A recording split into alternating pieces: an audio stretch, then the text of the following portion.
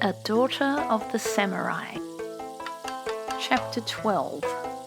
Travel Education.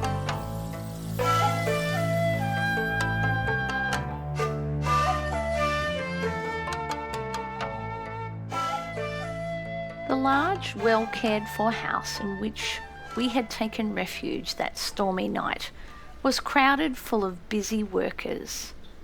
With the exception of the living rooms of our host, his wife and 2 daughters, the entire house was full of skeleton frames containing tiers and tiers of bamboo trays, each holding a network screen covered with silkworms.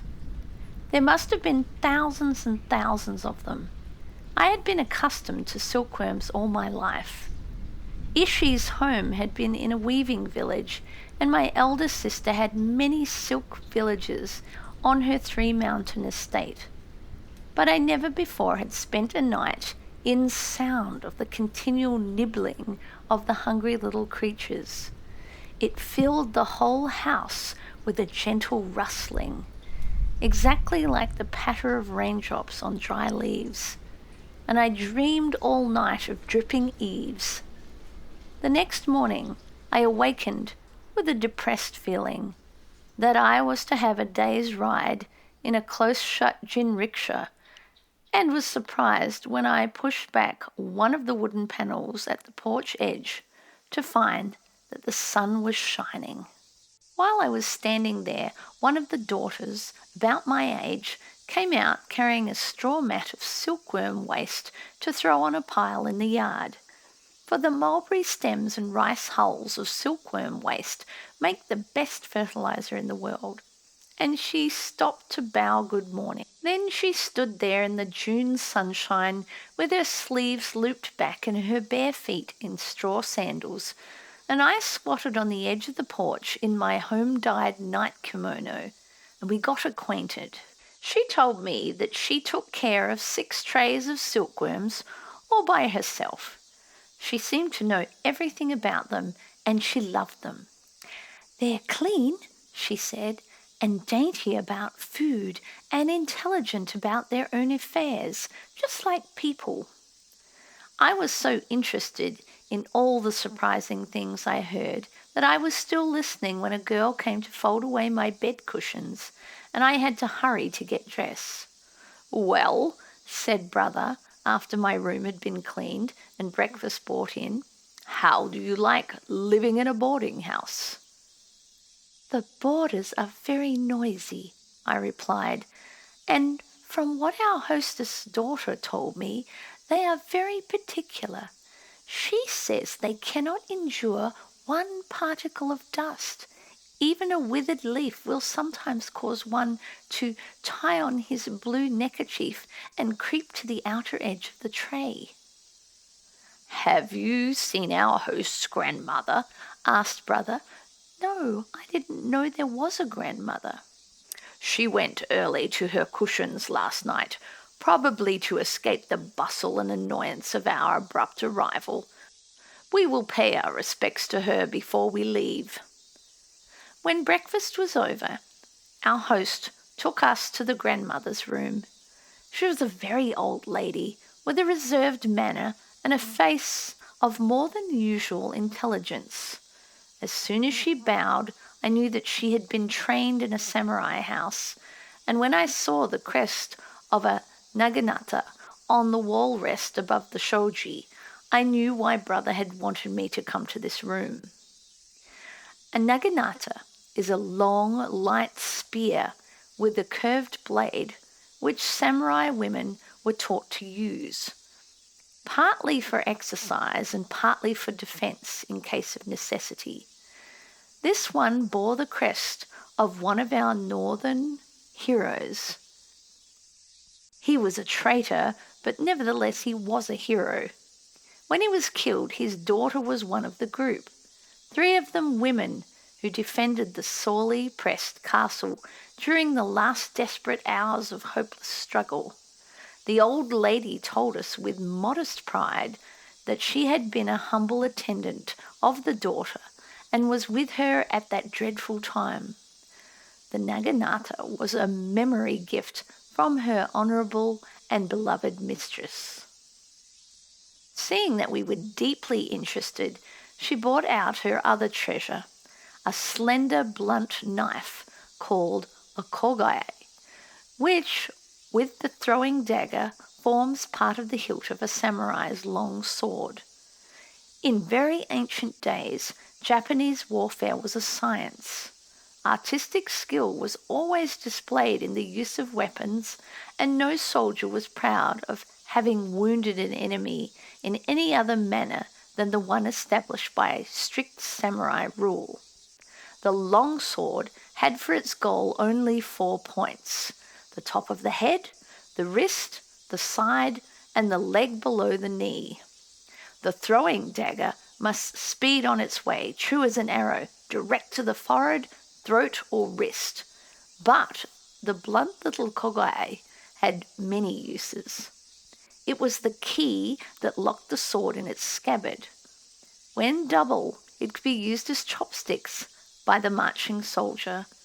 It had been used on the battlefield or in retreat, mercifully to pierce the ankle vein of a suffering and dying comrade, and it had the unique use in a clan feud when found sticking upright in the ankle of a dead foe, of bearing the silent challenge, "I await thy return." Its crest told to whom it belonged, and in time it generally was returned to its owner's ankle. The kogai figures in many tales of romance and revenge of the Middle Ages. I was glad to see Brother so interested, and was happy myself in watching the old lady's face flush and light up with her memories. But her closing words made me feel sorry. To some remark of Brother's, she replied, "Youth is always listening eagerly for marching orders, but the aged can only look backwards to sad memories and hopeless dreams." As I mounted my jinrikisha and bowed again to the entire group of family and servants, bowing in the doorway, I could not help sending a thought farewell to the busy little boarders. I had learned more about silkworms during that short rustling visit than in my 14 years of life in a silkworm district. As we rolled along over a smooth, monotonous road, my mind was busy, and I believe that then and there I first began to realize, vaguely, that all creatures, however insignificant, were intelligent about their own affairs, just like people. "Dear me," I finally said to myself, "how much we learn when we travel." And I pulled the jinrikisha robe over my lap and settled myself for the long ride ahead. I think I must have gone to sleep, for I found myself crookedly but comfortably snuggled into almost a kinoji when I heard Brother's voice. We were entering a good-sized town, and he was leaning back and pointing across the tiled roofs to a castle on the hill beyond. "This is Komoro," he called, "and there's where the foot-high dolls come from."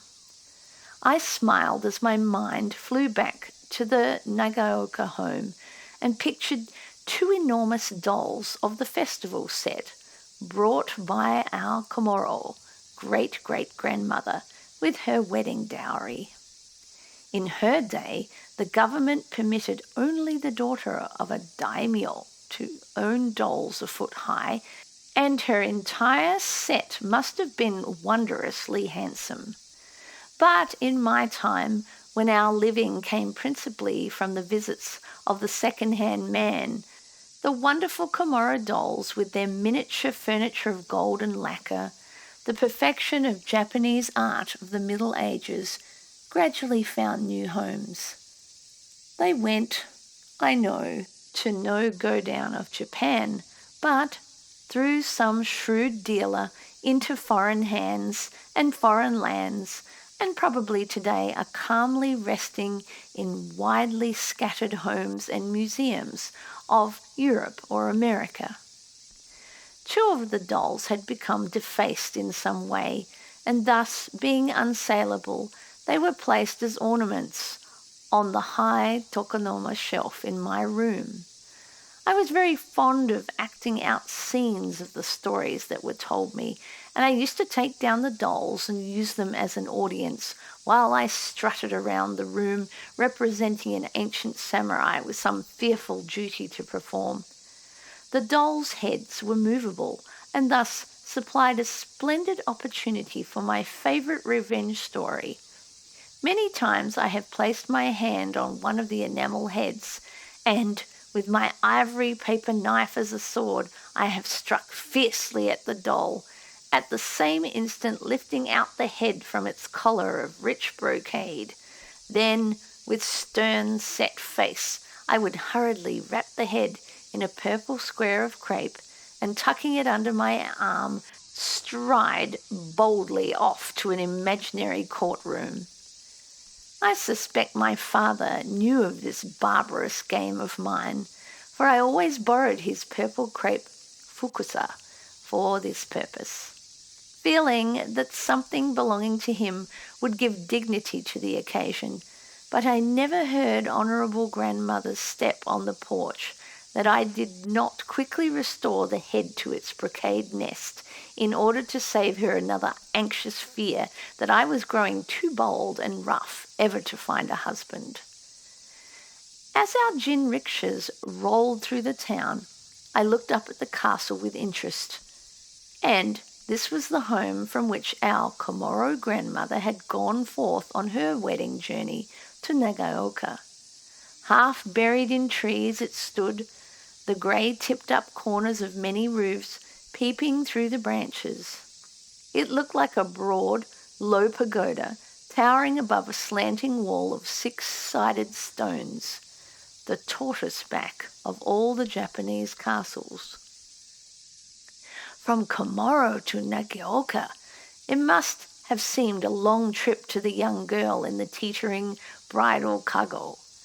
I thought of what Honourable Grandmother had told me of her own month-long bridal trip, and then I looked ahead. The Idzumo gods, who plan all marriages, had decreed the same fate for many bridges of our family, and so, as far as my own future was planned, I seemed destined to follow in the footsteps of my ancestors. At one place where we had to take kagos, I disgraced myself. I dreaded a kago. The big basket swinging from the shoulders of the trotting, unskilled workmen always made me dizzy and faint, but that day it was raining hard and the mountain path was too rough for a jinriksha. I stood things as bravely as I could, but finally I became so sick that Brother had the baggage taken off the horse and, wedging me in between cushions on its back, covered me with a tent made of straw mat and, disdaining comfort for himself, walked all the way up the mountain beside me, the worker following with the 2 kagos. At the top the sun was shining, and when I peeped out from my tent, Brother was shaking himself, as my poor Shiro used to do when drenched with rain. I ventured to apologize in a shamed voice. "Kago sickness is a great absorber of pride, Etsubo. I am afraid you have lost your right to be called your father's brave son." I laughed, but my cheeks were hot.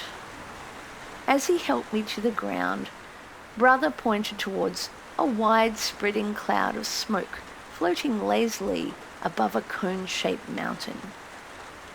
"That's the signpost for the robber station," he said. "Do you remember?" Indeed, I did. Many times I had heard Father tell the story of the small hotel at the top of the mountain, where the rates were so high that people called it the robber station. I was a big girl before I learned that it was a very respectable stopping place and not a den of thieves where money was extorted from travellers as tribute. We walked down the mountain, passing several cave shrines. In one I caught the twinkle of a burning lamp. It reminded me of the hermit caves of Etsuko. This was my first long trip from home, and it was full of strange new experiences. Yet there seemed to be familiar memories connected with everything. I wondered vaguely if I should find it so in America. One day, after a shower, as the man stopped to lower the top of my jinrickshaw, a sudden burst of sunshine showed me high up on the mountainside, pressed flat against the green, an immense white dai, the Japanese character meaning great. It looked as if it had been painted with a brush, but Gia, who had once been there, had told me that it was made of strips of bamboo covered thickly with paper prayers tied on by pilgrim visitors to the temple on top of the mountain. Nearby was the rude little village where Mio lived. She was Gia's sister, and we spent the night in her house. It was a queer place, a sort of cheap hotel for country people. Mio, with her son and his wife, met us at the door with deep bows and many a ma of surprise and pleasure. The wide entrance opened into a big room having a clay floor. Several casks bound with hoops of twisted bamboo were piled in one corner, and from the smoky ceiling hung a bulging bag of grain, bunches of mochi cakes and dried fish, and bamboo baskets containing provisions of various kinds. We passed through a mob of chattering pilgrims who had just come down from the mountain, and crossing the stones of a crude little garden, reached the rooms where Mio lived. Everything was clean, but the paper doors were patched, the mats yellow with age, and the cloth bindings worn almost through. Mio must have had a rather hard time in the past, for she was an independent character who, in violation of all tradition, had cast off a worthless husband and brought up her 4 children herself. Of course, it was very low class to do a thing like that, but she was as brave as a man, and since her husband had no parents, she had been able to legally keep the children herself. Mio had been a servant in our house when brother was a child, and her delight in seeing the young master was pathetic. Her bare feet went pattering over the mats, slipping quickly into her sandals each time she crossed the door sill to the kitchen. She hurried here and there, bringing us the best she had and offering everything with bows and apologies. One thing troubled her very much. She had only wooden trays with no feet, and she had never known my brother to eat off a low tray. In the days when she lived at our house, even an informal serving of cake was presented to him on a high lacquer stand, just as it was to father. But she was ingenious, and presently she brought in a brass-bound rice bucket, and with many bows and an anxious "Please grant your honourable pardon," placed the tray on it before brother. He laughed heartily and said that even a shogun had never received a similar honour. We sat up very late and had a most interesting time. Brother talked of past days and of many things about our home, so little known to me that I felt as if I were reading some old, half-familiar book. I had never known him to be so free and merry as he was that evening, and Mio, half laughter and half tears, talked rapidly, asking many questions and interrupting herself continually. She was reminding him of some incident of his childhood when he abruptly asked, "What became of your own choice, husband, Mio?" I thought that question was too cruel, but Mio calmly replied, "Young master, the rust of one's own sword can be brightened only by one's own effort. I am still paying the penalty of my life mistake." Very gravely she went across the room to a big chest, and took out a small flat package. It was a square of purple crepe bearing our crest. With a serious face she unfolded it, showing a brocade charm bag such as we children used to wear to hold the paper blessing of the priest. The gold threads were a little ravelled, and the heavy scarlet cord mellowed with age. Mio lifted it reverently to her forehead. "The honourable mistress gave it to me," she said to her brother, "the night she let my lover and me through the water gate. It held silver coins, all that I needed." "Ah," brother exclaimed excitedly, "I know. I was a little boy. It was dark, and I saw her coming back alone, carrying a lantern, but I never understood what it meant." Mio hesitated a moment, then she told us. When she was employed in our house, she was very young, and because she was the sister of father's faithful Gia, she was allowed much freedom. A youthful servant, also of our house, fell in love with her. For young people to become lovers without the sanction of proper formalities was a grave offence in any class, but in a samurai household it was a black disgrace to the house. The penalty was exile through the water gate, a gate of brush built over a stream and never used except by one of the eta, or outcast class. The departure was public, and the culprits were ever after shunned by everyone. The penalty was unspeakably cruel, but in the old days severe measures were used as a preventative of law-breaking. Mother always rigidly obeyed every law of the household, but she saved Mio from public disgrace by taking the lovers quietly at midnight and herself opening the big swinging gate for them to pass. No one ever knew the truth.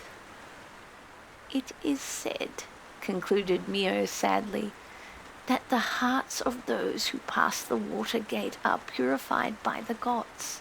But even so, the penalty of a lawbreaker can never be evaded. In secret I have paid the penalty, and my children were saved from disgrace by the heavenly kindness of the honourable mistress of the Inagaki." We all sat quiet for a moment.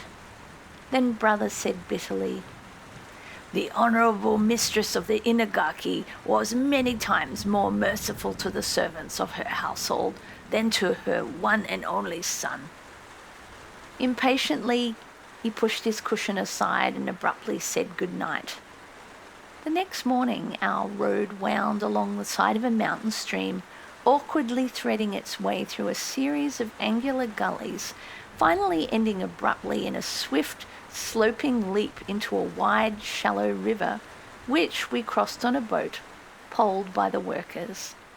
This river was the scene of one of Gia's most exciting stories. Father, on one of his hurried trips to Tokyo, had found it flooded and had ordered his workers to place his palanquin on a platform and carry it on their heads through the whirling waves to the opposite shore. One man was drowned. As our jinrikishas rolled along, I thought of how often Father had gone over that road amidst the state and pomp of old Japan, and now his two dear ones, his eldest and his youngest, were following the same path in rented jinrikishas, simply garbed and with no attendants except a wheezy old worker with a baggage horse. How strange it seemed. At last, we reached Takasaki, the place from which the celebrated land steamer started on its puffing way to Tokyo. That was the first time that I ever saw a railway train. It looked to me like a long row of little rooms, each with a narrow door opening onto the platform. It was late in the afternoon, and I was so weary that I have little recollection of anything except a scolding from brother because I, feeling that I was entering some kind of a house, stepped out of my wooden shoes, leaving them on the platform. just before the train started, they were handed in at the window by an official whose special duty it was to gather all the shoes from the platform before the starting of every train. I went to sleep at once, and the next thing I knew, we were in Tokyo. Chapter 13. Foreigners. My Tokyo relatives had arranged for me to live with them and attend a celebrated school for girls where English was taught by a man who had studied in England. This I did for several months, but my brother was not satisfied. The girls were required to give much attention to etiquette and womanly accomplishments, and since my uncle lived in a stately mansion, a great part of my time at home was occupied with trifling formalities. Brother said that I was receiving the same useless training that had been given him, and since I was to live in America, I must have a more practical education. Once more, my poor brother was totally misunderstood by our kindred on account of his stubborn opposition to all advice. But finally, father's old friend, Major Sato, suggested a mission school that his wife had attended and which bore the reputation of being the best girls' school for English in Japan. This pleased brother, and since it was a rule of the school that each pupil should have a resident guardian, Major Sato accepted the responsibility, and it was arranged that until the beginning of the next term, some weeks away, I should be a member of the Sato household. Major Sato's wife was a quiet, gentle lady, unassuming in manner, but with a hidden strength of character most unusual. Having no daughter, she accepted me as her own, and in numberless kind ways taught me things of lasting value. It was a 5-mile walk to school from the Sato house. In very bad weather, I was sent in Mrs. Sato's jinriksha. But, true to my dear priest's teacher's training, I felt that it was almost a disgrace to consider bodily comfort when I was on the road to learning, so I usually walked. Starting immediately after an early breakfast, I went down the hill and along an old temple road until I reached the broad street, passing the palace of His Imperial Majesty.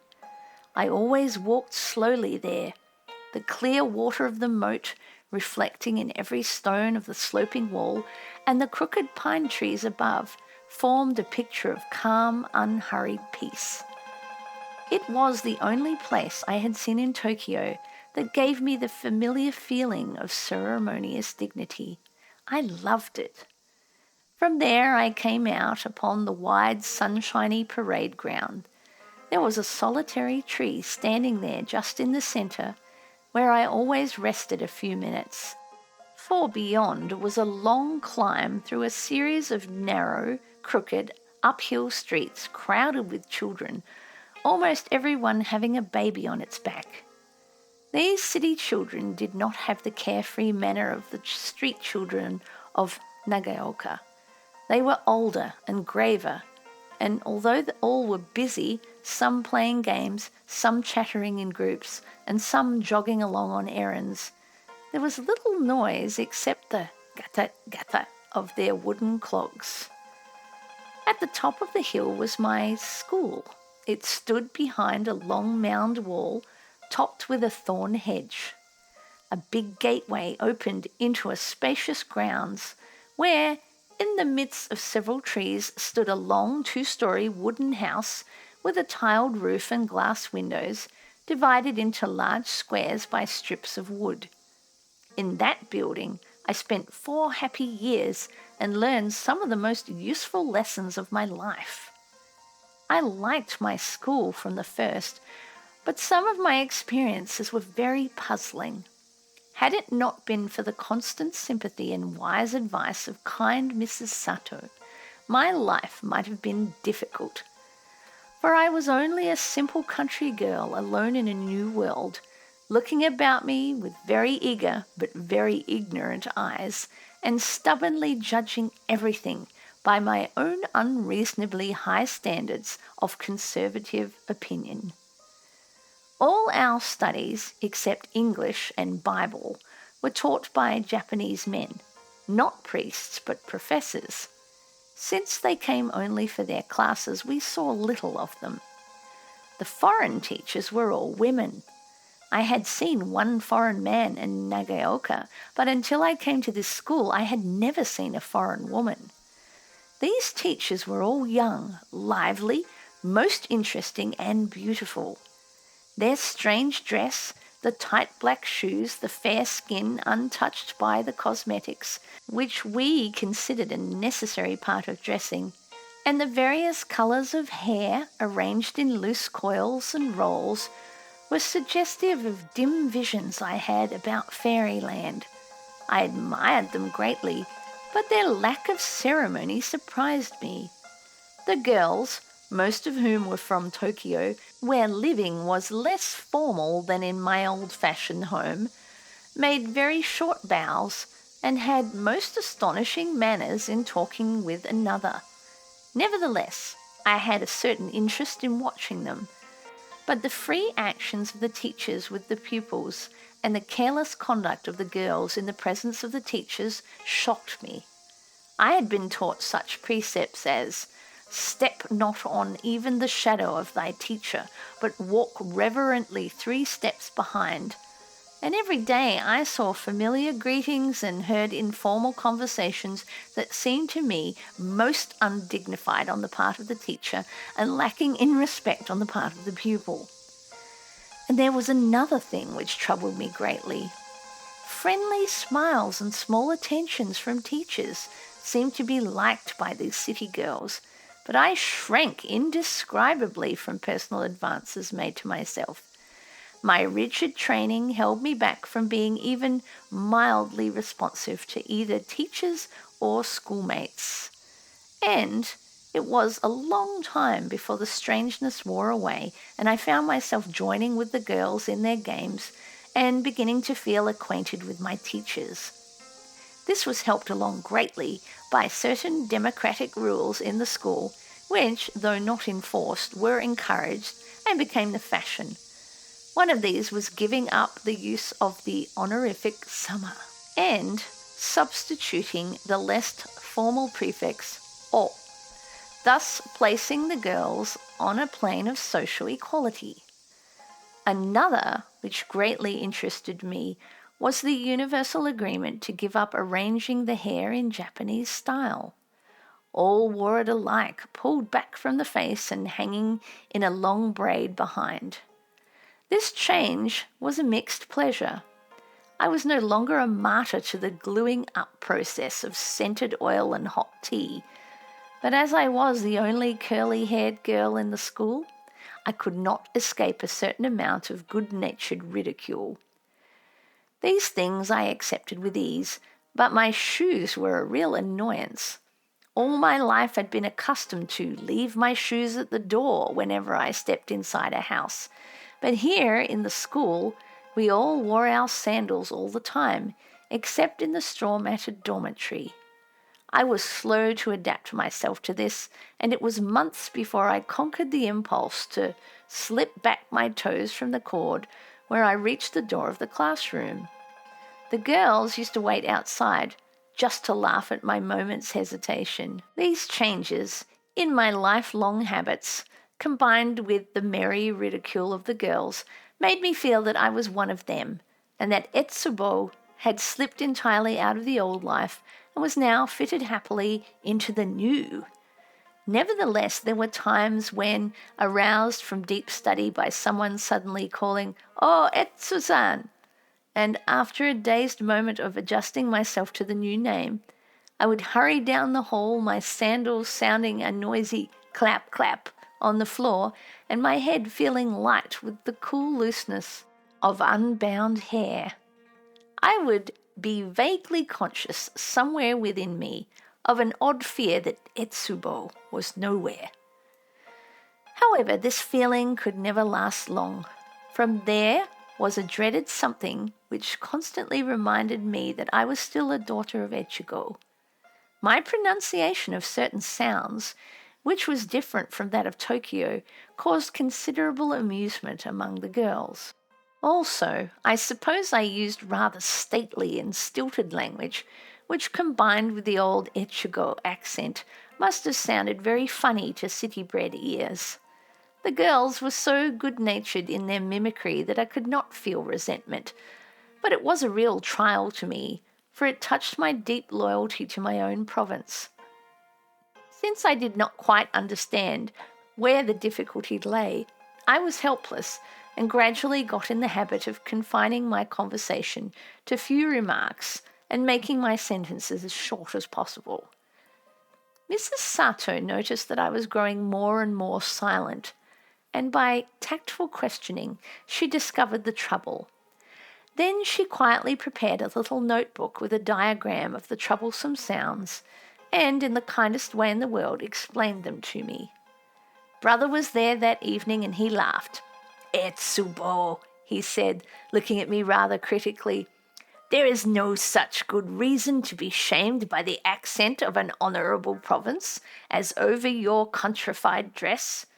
I must get you some different clothes." I had already grown suspicious of the glances which my schoolmates had been casting at the sash that Toshi had so painstakingly made me of a piece of newly imported cloth called arapaka. So I was glad to accept the garments which brother bought the next day. They were surprisingly gay, and the sash, with one side of black satin, reminded me of the restaurant waiters of Nagaoka. But the girls all said they had a Tokyo air. So I wore them with a pride and satisfaction greater than I had ever felt about clothes, except once. That was many years before, when my father, on one of his visits to the capital, had seen in a store foreign clothes for a child and had brought them home for me. They were of dark blue cloth and very peculiar in shape. None of us knew they were clothes for a little boy. Ishi dressed me and I strutted about, cramped into a straitjacket of cold, tight, scratchy discomfort. But the family admired me, the servants watched me with indrawn breaths of awe, and I was as proud as the bird of many eyes, which is our symbol of vanity. The more I saw of my teachers, the more I admired them. I had lost my feeling of repulsion at their lack of ceremony when I learned to understand the hidden dignity that lay beneath their individual differences, and finally it began to dawn upon me that the honourable position of instructor was not inconsistent with being merry and gay. My Japanese teachers had been pleasantly courteous, but always lofty and distant in manner, while these smiling, swift-moving creatures ran with us in the gymnasium, played battledore and shuttlecock with us, and took turns in eating with us in our own dining room, where Japanese food was served on trays, as it was on our small tables at home. Often, on Friday evenings, we were allowed to arrange a Japanese program of entertainment. We would bring our bright undergarments, which are the gayest part of Japanese dress, and hang them across the room where they swayed in long curves, suggesting the broad-striped and crest curtains stretched by ancient warriors in camp.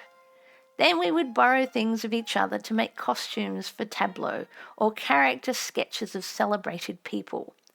Sometimes a daring girl would select a teacher, but always a favourite, and pleasantly caricature her.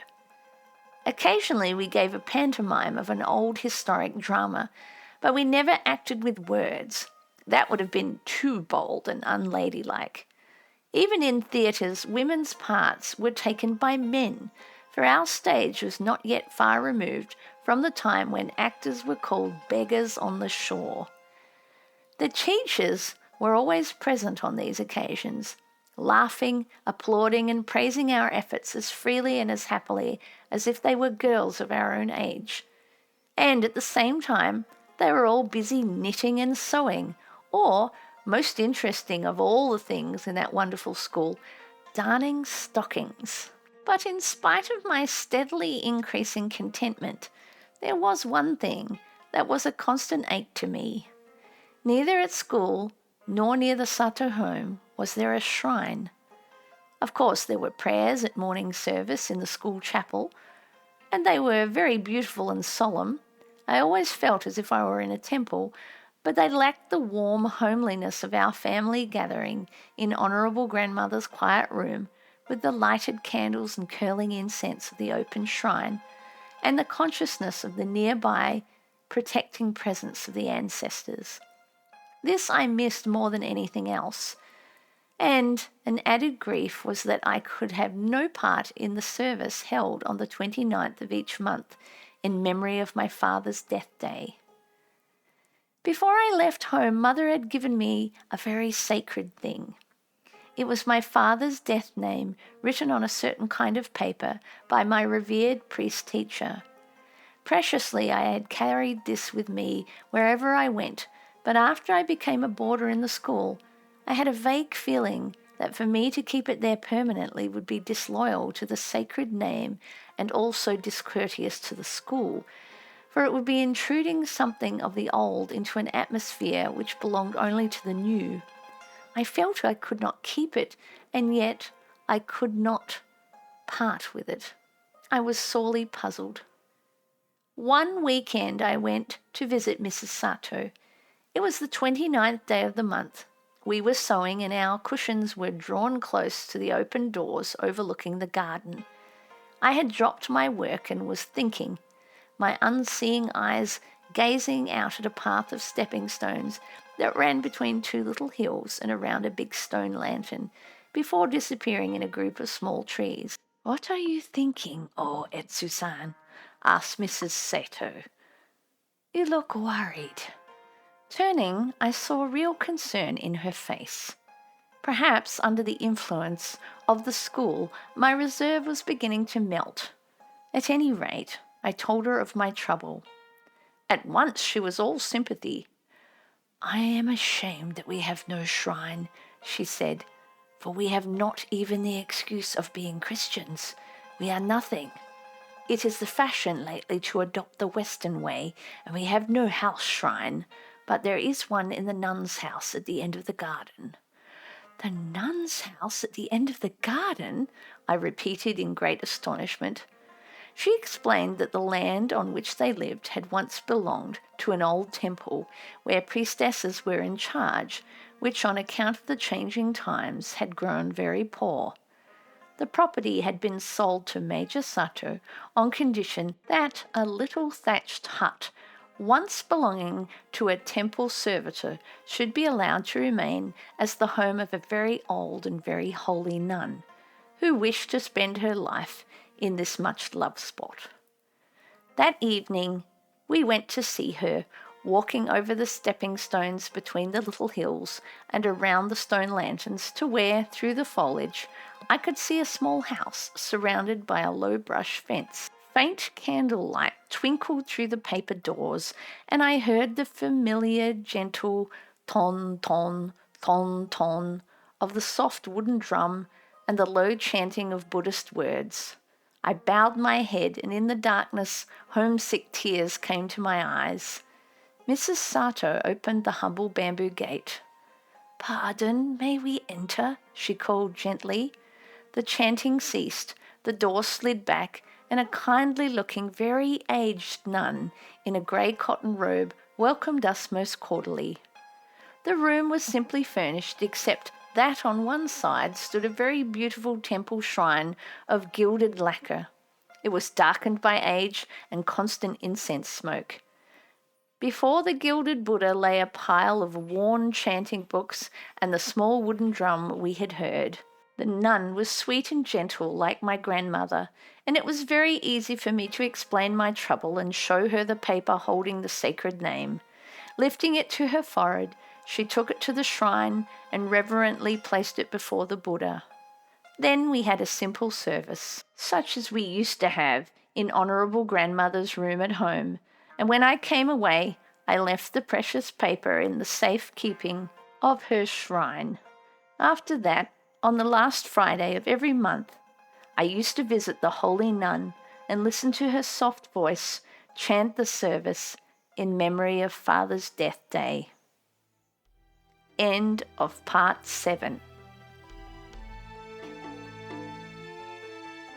If you are enjoying our audiobooks, please take the time to subscribe, press like, make a comment, or share this audiobook station with other friends who also enjoy listening. Thank you.